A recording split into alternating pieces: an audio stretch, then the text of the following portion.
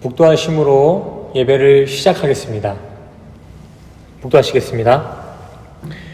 여호와는 나의 목자시니 내가 부족함이 없으리로다. 그가 나를 푸른 초장에 누이시며 쉴만한 물가로 인도하시는도다. 내 영혼을 소생시키시고 자기 이름을 위하여 의의 길로 인도하시는도다. 내가 사망의 음침한 골짜기로 다닐지라도 해를 두려워하지 않을 것은 주께서 나와 함께 하심이라. 주의 지팡이와 막대기가 나를 안위하시나이다. 주께서 내 원수의 목전에서 내게 상을 베푸시고 기름으로 내 머리에 바르셨으니 내 잔이 넘치나이다. 나의 평생의 선하심과 인자하심이 정녕 나를 따르리니 내가 여호와의 집에 영원히 거하리로다. 아멘. 기도하시겠습니다. 사랑과 은혜가 충만하신 하나님 아버지, 우리에게 은혜를 더하시어 말씀의 자리에 인도해 주심에 감사를 드립니다. 이 시간 모든 지혜의 근원되는 아버지의 말씀을 누리길 원합니다. 아버지의 지각을 허락하셔서 우리가 진리를 깨닫고 더욱 주님을 깊이 알아가는 귀한 시간으로 인도하여 주시옵소서. 모든 것 주님께 맡겨드리며 예수 그리스도 이름으로 기도드렸습니다. 아멘. 할렐루야. 오늘 본문 말씀은 호세아 6장 6절 한 구절 되겠습니다. 제가 읽어나가겠습니다. 나는 인애를 원하고 제사를 원치 아니하며 번제보다 하나님을 아는 것을 원하노라. 아멘. 오늘 설교에 들어가기 앞서 지난 시간 우리는 예배라는 주제를 가지고 함께 교제를 나눴습니다. 이제 성도님들에게 예배란 어떻게 정의되고 계신가요? 지난주 제가 말씀드린 바와 같이 기독교에서 예배란 장소나 시간에 강박되고 강요된 형식이 아니라 성도님들의, 구별된 성도님들의 순종의 삶, 말씀 속 순종의 삶 자체가 예배다라고 말씀드린 바가 있습니다. 하지만 아직도 어떠한 빔이나 의식, 장소, 시간에 제약되어 있는 그 예배라는 정의를 가지고 계신 성도님들이 계시다면 다시 한번 지난주 설교 예배 파트를 다시 한번 확인해 보시는 것도 좋을 것 같습니다. 오늘은 아는 것에 대한 중요성이라는 주제를 가지고 함께 이야기 나눠보겠습니다. 아는 것. 인간은 보편적으로 알에 있어서 뇌가 어떠한 대상이나 사물을 인지했다, 이러한 부분을 암이라고 정의 내리고 있습니다. 논어에서는 공자가 애제자였던 자루에게 알에 있어 이렇게 얘기한 바가 있습니다. 자루야, 알미라는 것은 네가 아는 것에 있어서 알을 인정하고 모르는 것이 있다면 그 무지를 인정해내는 것, 그것이 진짜 알미다, 이러한 말을 한 바가 있습니다. 그렇다면 이제 성도님들께 질문 하나 드리겠습니다. 성도님들은 알미란 무엇이라고 생각하고 계신가요? 알미란, 아는 것이란. 우리는 하나님의 말씀으로부터 구별되어진 성도, 즉 교회입니다. 교회. 그러니 성경 속에서 알미란 어떻게 정의되고 있는지, 기술되고 있는지 교회된 마음으로 함께 살펴보겠습니다. 오늘 본문 말씀이자 지난주 함께 교제 나눴던 말씀 구절입니다. 호세아 6장 6절 말씀입니다. 나는 인애를 원하고 제사를 원치 아니하며 번제보다 하나님을 아는 것을 더 원하노라. 아멘. 당시 제사란 지금 현 시대의 예배와 같이 믿는 이들만 모여서 예배하고 안 믿는 이들은 자연스럽게 예배를 오지 않는 이러한 문화가 아니었습니다. 당시 제사 문화에 있어서 이스라엘 사람들은 목숨을 걸었어요. 목숨을. 그 제사 가운데, 그 말씀이 있는 그 자리 가운데 하나님의 직접적인 계시가 일어났기 때문입니다. 그 목숨같이 여겼던 그 제사보다 하나님께서는 원하신다는 게 있었습니다. 제사보다 나는 이것을 원하노라. 무엇입니까? 나를 안다는 그 암을 원하셨습니다. 암. 이 구절에서 하나님께서 원하시는 그 암이 일반적인 사전에 나오는 지식정보 수준의 그 인지는 믿지 아니하는 사람들도 충분히 역사적으로도 잘 알고 있습니다. 그렇기 때문에 하나님은 일반적인 그러한 암이 아니라 어떠한 특별한 암이 우리 가운데 있기를 소망했던 것 같습니다. 우선 이 구절에서는 야다, 다하트라는 단어로 아는 것을 정의하고 있습니다. 이 단어는 대개 지식이라는 의미를 가지고 있습니다. 하지만 그 안에 내포된 다른 중요한 의미가 있으니 그것은 바로 동침함, 깨달음이라는 것입니다. 이 동침함, 깨달음이라는 그 원어의 의미를 가지고 다시 한번 구절을 살펴보시면은 하나님이 번제보다 원하셨던 그 아는 것은 그냥 자신을 지식에 치부한 그 정도의 알미 아니라 자신과의 동침이 일어남, 자신의 뜻을 깨닫는 그 알의 단계를 원하셨던 것 같습니다. 당시 히브리 사람들 교육적인 부분을 살펴보시면 유대인들에게는 암뿐만이 아니라 가르침, 이 또한 어떠한 정보나 지식을 전달하는 그 정도로 치부하고 있지 않았습니다. 유대의 올바른 랍비들은 한 학생, 한 성도에게 가르침에 있어 그냥 지식 정보 수준의 그러한 가르침이 아니라 그 듣는 이의 수준을 파악하여 그 눈높이에 맞춰서 그가 이해하고 그가 깨달을 수 있을 때까지 성의를 쏟아냅니다. 그들의 교육 철학 속에 그 가르침은 그냥 대충 정보 전달이 아니고 그 진리의 파악이 일어날 수 있도록, 즉 깨달음이 있을 수 있도록 성의를 쏟는다는 것입니다. 이러한 랍비들의 가르침의 모습, 이러한 모습은 유대인들뿐만이 아니라 예수님과 그를 따르던 제자들의 가르침, 교육 철학에도 우리는 살펴볼 수 있습니다. 고린도전서 2장 8절에서 9절 말씀 함께 보시겠습니다. 이 지혜는 이 세대의 통치자들이 한 사람도 알지 못하였나니 만일 알았더라면 영광의 주를 십자가에 못 박지 아니하였으리라. 여기서 나오는 그 지혜는 7절을 보시면 알 수 있다시피 하나님의 지혜입니다. 기록된 바 하나님이 자기를 사랑하는 자들을 위하여 예비하신 모든 것은 눈으로 보지 못하고 귀로 듣지 못하고 사람의 마음으로 생각하지도 못하였다함과 같으니라. 아멘. 예수님의 사역을 성경 속에서 살펴보시면 그의 사역, 가르침의 열정은 설렁설렁 대충대충이란 게 없었어요. 배우길 원하는 사람이 있으면 그곳이 어디든 몇 날 며칠이 걸리든 그 사람이 영접할 수 있는 단계에 이를 때까지 한 집에 거하며 자신의 일정보다는 그의 영접에 힘쓰는 모습을 보실 수 있습니다.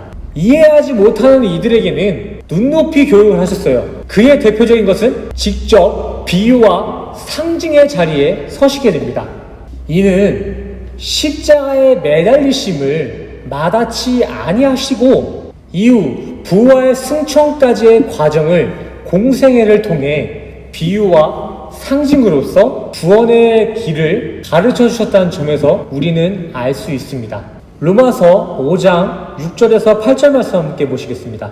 우리가 아직 연약할 때에 기약대로 그리스도께서 경건하지 않은 자를 위하여 죽으셨도다. 의인을 위하여 죽는 자가 쉽지 않고 선인을 위하여 용감히 죽는 자가 혹 있거니와 우리가 아직 죄인 되었을 때 그리스도께서 우리를 위하여 죽으심으로 하나님께서 우리에 대한 자기의 사랑을 확증하셨습니다. 예수님의 가르침의 모습은 이렇게 죽기까지도 마다치 아니하시는 사랑의 모습이셨습니다.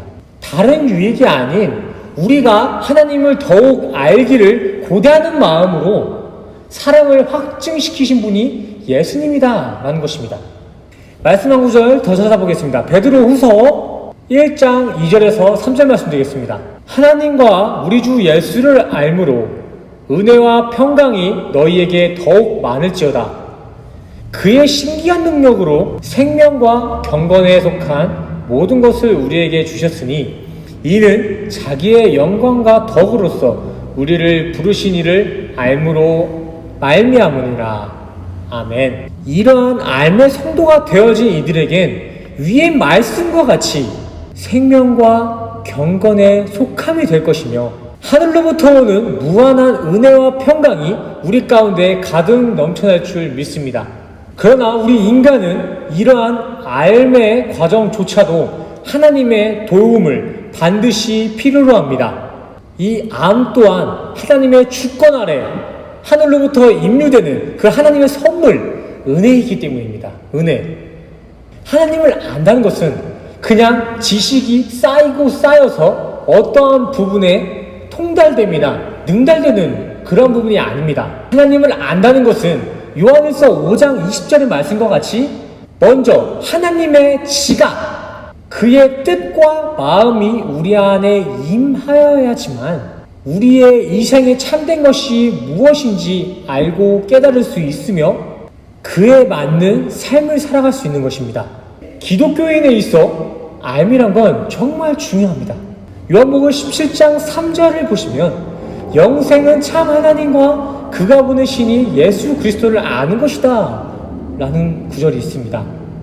위의 말씀과 같이 예수님을 하나님을 아는 것으로부터 그 영생이 발부되기 때문에 기독교인들에게 있어 하나님을 안다는 것은 정말 중요한 부분입니다. 영생이 없는 기독교는 다른 종교와 다를 것이 없습니다. 영생이 있기에 그 장차 다가올 그 영광이 있기에 이 현세의 고난이 우리에겐 인내가 되며 이 현세의 어려움이나 시험들이 우리에게는 간증이 되는 것 아니겠습니까? 영생에 관심이 없고 나는 이 땅에서만 잘 살 거야 이러한 모토를 가지신 분들은 몰라도 정말 영생에 목숨을 걸었다 하는 우리 신앙인들은 하나님을 아는 것에 있어 우리의 목숨을 걸어야 합니다. 선악의 지식이 아닌 하늘의 지각으로 하나님과 동참하길 연합되기를 간절히 힘쓰셔야 된다는 것입니다. 누가복음 11장의 말씀과 같이 하늘의 하나님은 세상의 아비보다 더 나으신 분이시기 때문에 우리가 알에 있어 간절히 원하고 소원한다면 더 좋은 것, 성령으로서 우리의 삶에 응답해 주실 것을 믿습니다. 세상 살이가 너무 혼잡하고 어려워도 우리가 그 상황 가운데서도 이 상황 가운데서도 먼저 구하고 실천해야 될 것은 하나님을 아는 것입니다. 오늘 본문 말씀 호세아서를 한번 살펴보겠습니다. 먼저 호세아 선지자의 이름은 구원이라는 의미를 갖고 있습니다. 구원의 선지자 이렇게 기억하시면 좋을 것 같아요. 당시 배경을 살펴보시면 주전 8세기 최악의 왕 여로보암이 이스라엘을 통치할 당시였습니다. 하나님께서는 이스라엘에게 넘치는 곡식과 금과 은으로서 정치, 경제, 그 이외의 모든 분야에서 어려움 없이 번영을 누리는 시기를 허락하셨습니다. 하지만 그들은 주어진 풍요를 가지고 하나님께 감사하는 삶이 아니라 주신 그 풍요로 만족하지 못하고 아수르와 애굽의 외도적인 정치 활동을 펼칩니다. 그뿐만이 아닙니다. 이방의 다실로 사상을 들고 와서 하나님뿐만이 아니라 여러 이방신들에게 제사를 드렸습니다. 하나님은 이러한 이스라엘의 음란한 모습을 보시고 이 음녀된 이스라엘을 반드시 멸망시키실 것이다 라고 호세아를 통해 말씀을 전달해 주셨습니다. 백성을 사랑하는 호세아의 입장에서는 이러한 사실이 정말 천청동력과 같은 억장이 무너지는 일이었을 것입니다. 그러기에 구원의 선지자 호세아는 하나님의 진노 속에서도 포기하지 아니하고 하나님의 긍휼을 구하며 이스라엘이 다시 한번 그의 긍휼을 입어 구원에 다시 이르기를 간절히 소원하며 구원 활동을 펼칩니다. 당시 호세아는 하나님의 진노 속 이스라엘을 구해내기 위해 구원시키기 위해 어떠한 구원 사역을 펼쳤을까요?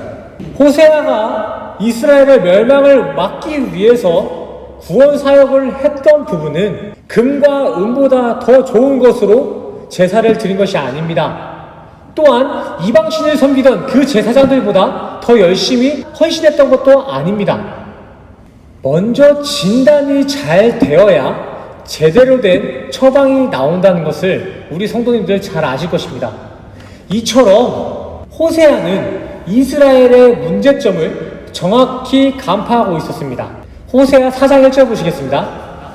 이스라엘 자손들아 여호와의 말씀을 들으라. 여호와께서 이 땅 주민과 논쟁하시나니 이 땅에는 진실도 없고 인애도 없고 하나님을 아는 지식도 없고, 하나님은 다른 것이 아니라 이스라엘 가운데 인애가 없고 진실도 없고 하나님을 아는 지식도 없는 음행한 음녀의 모습을 가지고 있는 이스라엘이기 때문에 그들을 멸망시킨다고 선포하셨던 것입니다. 호세아는 이러한 진단을 잘 알고 하나님의 처방전을 선포합니다. 이스라엘이여 진정 회개하여 돌아오라. 이스라엘아, 유일한 우리의 구원자 되신 하나님을 알기 힘쓰자. 더욱 힘써 알자. 이 당시 이스라엘에도 제사장이라는 직책이 있었고 말씀을 전달하는 선생의 역할을 감당하는 분들도 분명히 있었습니다. 하지만 그 가운데 참 복음을 외치는 자가 없었고 참 복음을 가르치는 자가 없었습니다. 그러기에 호세아는 표면적인 종교인이나 혼잡한 말씀의 가르침이 아닌 이제 회칠한 무덤에서 벗어나 정말 영적 내면의 성실과 회심이 필요하다고 이 이스라엘 백성에게 호소했던 것입니다. 현재 우리의 삶 가운데서도 너무나 큰 어려움을 겪고 있습니다. 하지만 사람들은 그 어려움의 근원을 알지 못하기 때문에 하나님을 아는 것에 힘쓰는 것이 아니라 세상으로부터 그 일들을 해결하려 하고 세상으로부터 위로를 받으려고 합니다. 또한 혹자는 이런 사실을 두고 팬데믹은 신의 저주이다, 이 수많은 자연재해들은 그냥 일어난 게 아니라 종말의 징후이다 라고 본인들의 주장을 늘어놓고 있습니다.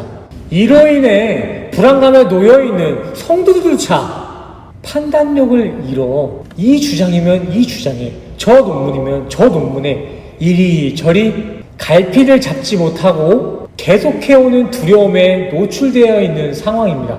그러나 이러한 상황 가운데서도 우리 신앙인들이 해야 할 일은 혼란에 있어 좌로나 우로나 휩쓸리는 것이 아니라 먼저 하나님을 알고 하나님의 말씀을 깨닫기를 힘쓰는 것이 교회가 해야 할 책무인 줄 믿습니다. 세상 어떠한 상황과 연유가 있다 할지라도 교회는, 성도된 우리는 하나님을 알아가는 이 알미 차선이 되어서는 안 됩니다. 우리 신앙이들은 어려우면 어려울수록, 두려우면 두려울수록 하나님의 지각을 구해 하나님을 아는데 힘써야 될 줄 믿습니다. 교회된 입장에 있어서 세상 실정을 모르고 어려운 이들을 무시하자, 하늘의 것만 바라보자, 이러한 주장을 하는 것은 아닙니다. 저는 근본적인 그 공핍함에서 벗어날 수 있는 유일한 해결책을, 복음을 전달하고자 하는 것입니다. 이사야 40장 말씀처럼 우리가 여호와를 앙망할 때, 그를 알아가기 힘쓸 때 독수리가 날개침 같은 새 힘을 우리에게 허락하실 줄 믿습니다. 지금이 바로 진정한 회개가 일어나야 될 시기입니다. 비극의 그 뿌리, 공핍함의 그 뿌리는 인간의 어떠한 노력, 과학적이나 사회적이나 정치적인 부분들로서 해결할 수 있는 것이 아닙니다. 이 비극은 오직 하나님으로부터 영적 타락된 우리가 다시금 그로부터 영적 소생이 일어날 때에 비로소 우리는 참 평안과 참 위로가 있을 줄 믿습니다. 마스겔의 찬양의 내용과 같이 우리의 도움, 우리의 피할 곳은 오직 여호와뿐임을 기억하시고 세상의 흐름에 동요됨이나 도취됨을 나타내지 마시고 오직 하나님 말씀을 알기에 힘쓰며 그 말씀을 기준 삼아 이 상황을 반면교사 삼아서 더욱더 견고한 믿음을 세울 수 있는 우리 성도님 되시기를 간절히 소원합니다. 마지막으로 그림 하나 보시겠습니다. 이 그림을 보시고 느낀 점을 한번 나눠주셨으면 좋겠습니다. 대부분 이 그림을 딱 보셨을 때면은 이 그림이 예술작품이다 라기보다는 아이가 낙서해 놓은 것인가? 라는 생각부터 드셨을 거예요. 저런 그림은 저도 안 갖겠다 라는 생각을 해봤습니다. 저는. 하지만 이 그림은 2천억을 호가하는 시대의 거장 잭슨 폴록의 예술작품입니다. 미술 분야에 조예가 깊으신 분들은 이 잭슨 폴록의 그림이 2천억이라는 가치를 갖고 있다는 것에 당연함을 느낄 수 있을 거예요. 또한 돈이 있어도 그걸 사지 못하는 그 안타까움을 가진 그런 사람도 있을 거예요. 그 그림의 가치를 알기 때문입니다. 하지만 화가가 누구인지 무엇을 표현하고 있는 것인지 전혀 알 턱이 없는 우리에게는 이 그림은 그저 조카가 그린 그림 한 점과 다를 바가 없습니다. 이와 마찬가지로 하나님을 안다는 것은 이와 같이 정말 중요한 부분입니다. 하나님은 분명 우리가 측량할 수 없는 영광 가운데 계시며 유일하신 창조주이시지만 하나님을 알지 못하며 말씀에 관심이 전혀 없는 사람들에게는 이 하나님이라는 그 존재가 유일한 창조의 신이 아니라 그저 여러 신 중에 하나의 신, 그 기독교인들의 신이구나, 이 정도로 치부될 것입니다. 하나님께서 준비해 두신 그 영생의 삶은 그들에게 있어 본인이 가지고 있는 종이 한 장의 값어치만도 못할 것입니다.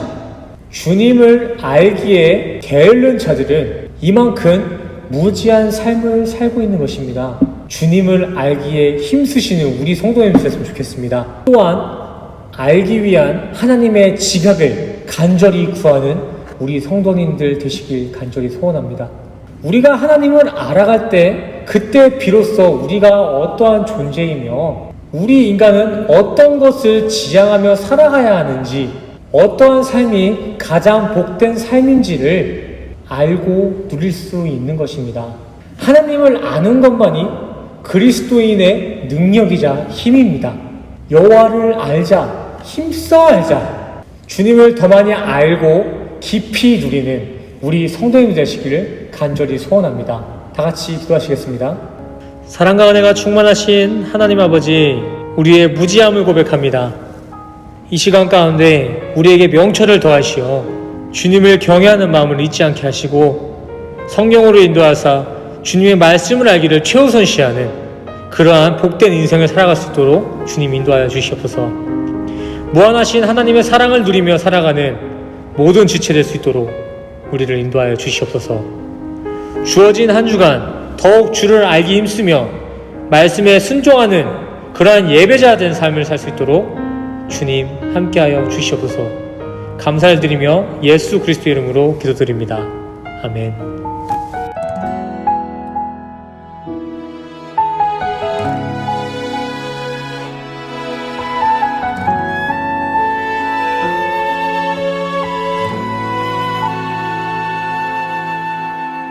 이 세상을 살아가는 동안에 나의 힘을 의지할 수 없으니 기도하고 낙심하지 말 것은 주께서 참 소망이 되심이라. 하나님의 꿈이 나의 비전이 되고 예수님의 성품이 나의 인격이 되고 성령님의 권능이 나의 능력이 되길 원하고 바라고 기도하옵나이다.